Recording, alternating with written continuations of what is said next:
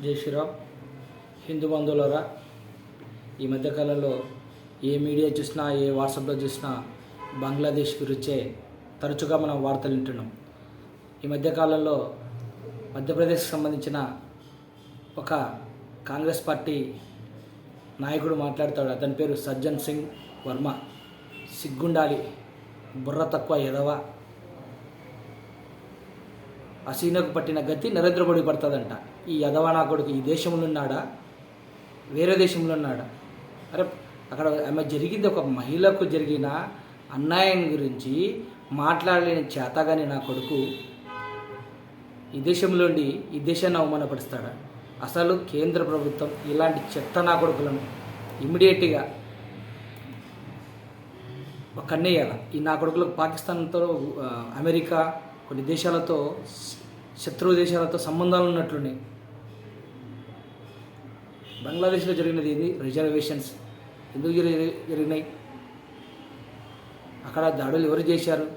Muslims పైన, Christian పైన. అలా మీ పార్టీ వాళ్ళు మన తెలుగు రాష్ట్రాల్లో కానీ భారతదేశంలో జరిగితే పైకి వెళ్ళి గగ్గోలు పెడుతుంటారు, మైనార్టీల పైన దాడి చేశాను. ఇప్పుడు ఏమైందిరా మీ మొఖాలకు, మీ బతుకులకు? సిగ్గులేని దద్దమ్మల్లారా! భారతీయ జనతా పార్టీ కార్యకర్తలు మాట్లాడాలంటే నోరు తెరిస్తే బండ బుద్ధిలో వస్తాయి. మీకంటే ఎక్కడ పెట్టుకున్నారు? నువ్వు ఒకవేళ హసీనా మోడీని ఒకవేళ ఇలాంటి పరిస్థితి జరిగింది, నువ్వు యాడికి వస్తావురా? పాకిస్తాన్ పోతావా? రా అని ఎందుకు మాట్లాడుతున్నంటే ఈ దేశాన్ని అవమానించిన ప్రతి యదవకు ఇదే సమాధానమే. బుర్ర తక్కువ.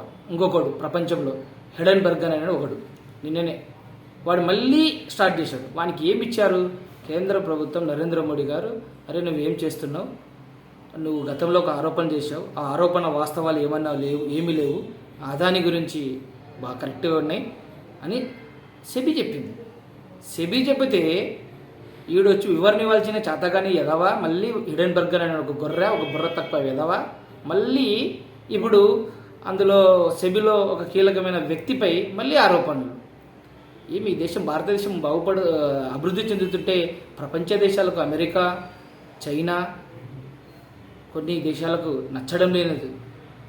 అరే నీ అమెరికాలో దండిగా ఉన్నాయి, 1,00,000 ఇష్యూస్ ఉన్నాయి, వాటి సాల్వ్ చేసుకోరా బై. బుర్ర తక్కువ ఎదవ, నా దేశం గురించి ఎందుకు వస్తావురా?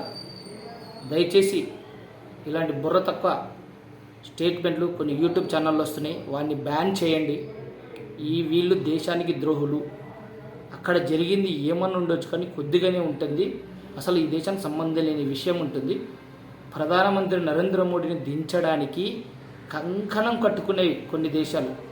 ఎక్కడో 187 స్థానంలో ఉన్న భారతదేశం ఈరోజు 3వ స్థానానికి వచ్చిందంటే ఆర్థిక పరిస్థితిలో అభివృద్ధి దేశాల్లో ముందుకెళ్తున్నాం. ఈరోజు మనం అతి తక్కువ జిఎస్టీ పే చేస్తున్నాం, 1-2% పే చేస్తున్నాం ఇన్కమ్ ట్యాక్స్ పే చేసే వాళ్ళ సంఖ్య భారతదేశంలో. కానీ ఇంత సుందరమైన రోడ్లు ఇస్తున్నాడు నరేంద్ర మోడీ, ఇంత హాస్పిటల్స్ ఇస్తున్నాడు, ఇంతమంది జనాభా, ఇంత పెద్ద భారతదేశానికి మంచి సపోర్ట్ ఇస్తున్నాడు. అక్కడ ఆర్మీ శత్రు దేశాలపై దాడులుగా జరుగుతున్నా మన దేశంలో మన ఆర్థిక వ్యవస్థను చేస్తున్నాడు. పాకిస్తాన్ ఒకవైపు, చైనా ఒకవైపు మన పైన కాళ్ళు దూవుతున్నా వాళ్ళని ఎక్కడికక్కడ తాట తీస్తున్నాడు. దయచేసి భారతీయులారా, నరేంద్ర మోడీ పక్షాన చేతులు ఎత్తుకొని వేడుకుంటా.